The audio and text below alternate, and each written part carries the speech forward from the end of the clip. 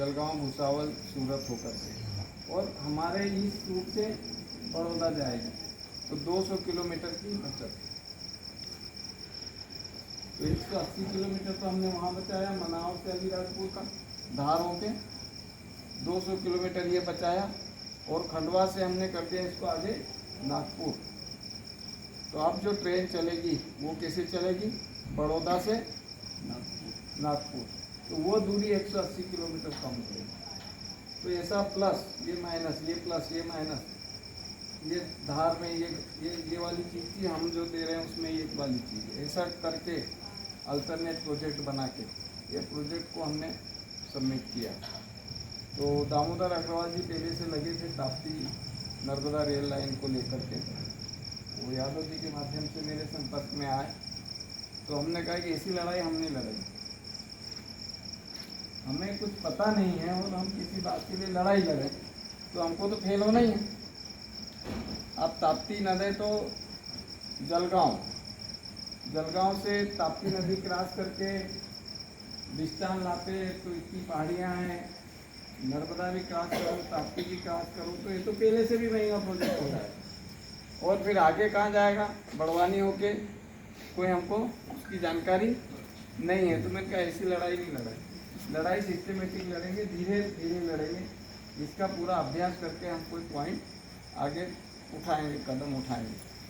तो हमने इसमें बहुत सी चेंज करके और इस लाइन को इतना सरल बना दिया कि जो विभाग के इंजीनियर होते रेलवे बोर्ड के, उनका ये कहना है कि ये जो लाइन लगाई है ये तो हमारे लोगों को लगाना चाहिए, हमारे इंजीनियरों को लगाना चाहिए वो, और आपने लगा के दी तो बहुत बढ़िया है।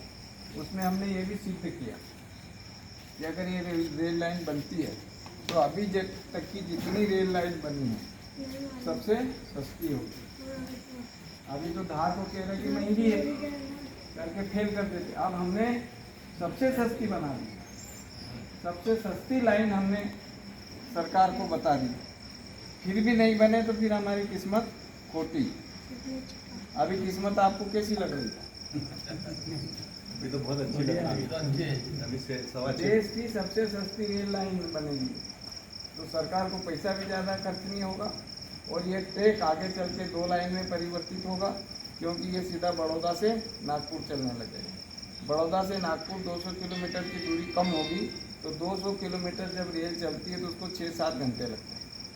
तो 6-7 घंटे पहली बचा, दूसरा माल वाहक चलेगा तो भाड़ा कितना बचा, डीजल से चलेगी तो डीजल कितना बचा, और बिजली से चलेगी तो बिजली, ये सब निकाल के हमने शासन को दिया, सब दिया।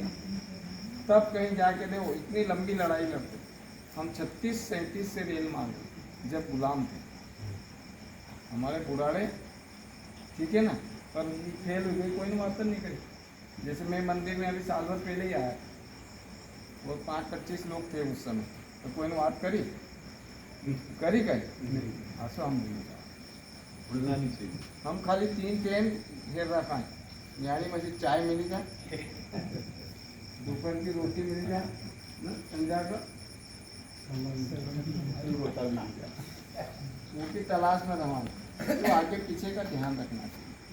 तो ये प्रोजेक्ट के लिए जो भी हमारे दामोदर अग्रवाल जी ने संघर्ष किया, हमने ये प्रोजेक्ट जब उनको समझाया, लिखा पढ़ी पूरी कर दी, काफ़ी सब प्रोजेक्ट बना के उनको दे दिया, सबमिट करा।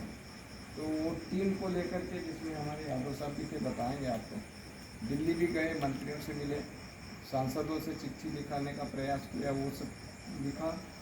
और संयोग इसका इतना है कि धार का सर्वे चल ही रहा, फाइनल नहीं हुआ, पर हमारा सर्वे उसके पास टेबल पे पहुंचा, अफसरों के पास, तो उन्होंने कहा कि धार वाले को रख दो, इसको करो।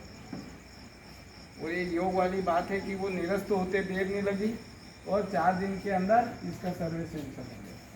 ये बहुत कम होता, बहुत बढ़िया, सालों साल लग जाते ऐसे काम, क्योंकि हमने देखा कि 8-9 का सर्वे हुआ, उसकी रिपोर्ट कब आई, 13-14 में, कितने साल हो गए।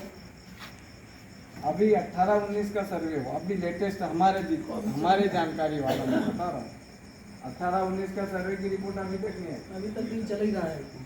धार के लिए मतलब 5 साल 4 साल में सर्वे रिपोर्ट में ये सब आता है। हमारा 1 साल के अंदर आ गया और फाइनल सर्वे आ गया। पैसा मिल गया उसको। फाइनल सर्वे का दिया, ऐसा इनिशियल सर्वे नहीं, सर्वे 3 होते हैं। पहले प्रारंभिक सर्वे होता है, फिर दूसरा होता है प्रोजेक्ट बनाने के लिए, और फिर जब प्रोजेक्ट पास हो जाता है तब तकनीकी दृष्टि से जो कहाँ क्या करना है वो सर्वे होता है। तो ये डायरेक्ट तकनीक पे आ गया। अब आप सोच लीजिए, बहुत बड़ी उपलब्धि है। उन्होंने प्रारंभिक सर्वे नहीं लिखा, ये आने के बाद वाला सर्वे नहीं है, कुछ नहीं है, डायरेक्ट तकनीक सर्वे करो बजट। तो ये हमारा बहुत बड़ा सौभाग्य है निमाड़ वासियों का। आप सोच लो कि 90 साल 36-37 को कितने साल हो गए? सही है, 90 साल हो गए। 90 साल बाद हम देख रहे हैं, मतलब हम इस प्रोजेक्ट के इसमें आए हैं। देखेंगे तो यही लोग, हम क्या मालूम रहेंगे भगवान जाने, पर प्रयास कर रहे हैं कि सबसे स्पीड से अगर कोई रेल लाइन बनेगी तो ये खंडवा से अलीराजपुर की बनेगी। अगर फिर सभी लोग लग जाए तो ऐसा नहीं है 5 साल 7 साल में भी बन सकती। ये बहुत स्पीड से बनने वाली, क्योंकि एक तो सस्ती पड़ेगी, दूसरा उनको नागपुर बड़ौदा जोड़ना है। वो भी सोचेंगे ना कि हमारी हमारी बचत हो। अभी केंद्र सरकार ने 15 किलोमीटर का फेरा कम होगा, कितना? 15। उसके लिए 100 करोड़ दे दिए, 1000 करोड़ दे दिए, तो बोले 60 किलोमीटर दूरी कम हो जाएगी, ये रेल बना दो। तो हमारे तो 200 हो रही है, तो नागपुर से बड़ौदा सीधा जुड़ रहा है। तो इसमें मध्य प्रदेश सरकार को भी ज़्यादा दिक्कत नहीं आएगी, क्योंकि 3 स्टेट जुड़ती है। नेशनल हाईवे में 3 स्टेट जुड़ती है, मध्य प्रदेश, गुजरात और महाराष्ट्र। इंदौर मनमाड़ में इसलिए दिक्कत आई कि उसमें 2 स्टेट जुड़ रही, तो स्टेट हाईवे कहलाया। तो उसमें मध्य प्रदेश का हिस्सा था 450 करोड़, वो हमारी सरकार दे नहीं पाई पिछले 6-7 साल। तब अभी नए सिरे से इसकी स्वीकृति हुई, तो कॉस्ट एकदम से बढ़ गई। पर अब केंद्र सरकार ने कहा कि हम ही बनाएंगे, अब जब प्रदेश नहीं दे रहा है तो हम बनाएंगे, पर देरी इतनी होती। हमारी ये लाइन खंडवा से इंदौर उस समय, और खंडवा से धार, और इंदौर से मनमाड़, ये तीनों एक साथ चल रही। उस समय होलकर महाराज थे इंदौर के, उन्होंने 1 लाख रुपया दिया ये रेल को, तो खंडवा से इंदौर छोटी डुगडुगी रेल चालू हो गई। फिर हमारी इंदौर से मनमाड़ पड़ी रही, खंडवा से धार भी पड़ी रही। सुमित्रा महाजन धार में लोकसभा के अध्यक्ष बनी इंदौर से सांसद होके, तो उन्होंने इस पर जोर दिया और इंदौर से मनमाड़ हो गया। और हमारा फिर भी ये प्रोजेक्ट फुटबॉल जैसा लटकता रहा। तो ये प्रोजेक्ट ऐसा आप लोगों के सम्मुख है। आप लोगों ने हमको सुना, किसी को कोई परेशानी हो, पूछना हो तो पूछ भी सकते हैं। सभी जानकारी हमारे पास एक बिंदुवार है, और सर्वे भी आया कि फाइनल सर्वे बिंदुवार होगा। तो हमने उनमें चेक पॉइंट दिए हैं, वो चेक पॉइंट के हिसाब से उसका सर्वे होगा। अभी खरगोन से नीचे आएगी, खरगोन से ऊपर, उसका अभ्यास चल रहा है।